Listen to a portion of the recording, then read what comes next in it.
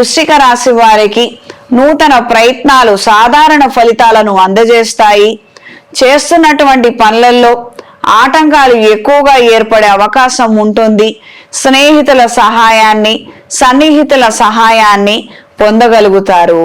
కొంతమంది మన అయిన వాళ్లే మనల్ని వెన్నుపోటు పొడుస్తున్నారు, మనకి మన ఇంట్లో వాళ్ళకే గొడవలు పెట్టే ప్రయత్నాలు చేస్తున్నారు అన్న నేపథ్యంలో కొన్ని సుస్పష్టమైనటువంటి విషయాలను తెలుసుకోగలుగుతారు.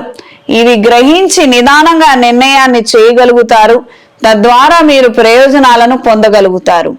ఎప్పుడైనా మన వాళ్లే శత్రువులు అన్న విషయం తెలిసినప్పుడు తొందరపడి నిర్ణయం తీసుకోవడం వలన అనర్థాలు జరిగే అవకాశం ఉంటుందండి.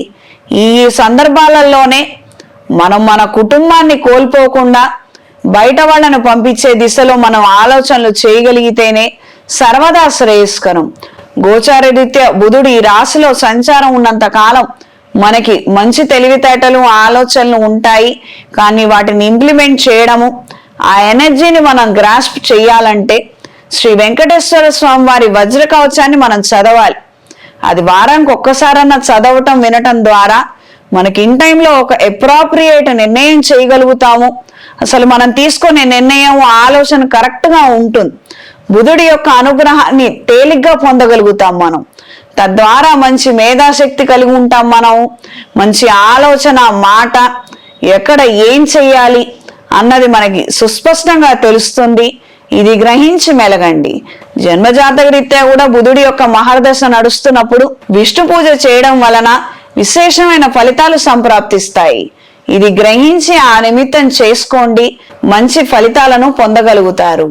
ఈ రాశిలో జన్మించిన స్త్రీలకు నూతన వస్తువులను, విలువైన ఆభరణాలను కొనుగోలు చేయగలుగుతారు.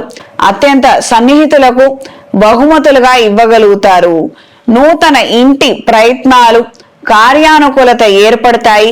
కాస్తంత డిస్సాటిస్ఫాక్షన్ కొంతమందిలో ఉన్నప్పటికీ ప్రస్తుతం మన పరిస్థితుల రీత్యా ఈ ఇల్లు, వాకిలి లేదా పొలము, స్థలము మనకు అనుకూలంగా ఉంటాయి, మన స్థాయికి తగ్గట్టుగా ఉంటుంది అన్న నేపథ్యంలో మంచి నిర్ణయాన్ని తీసుకోగలుగుతారు.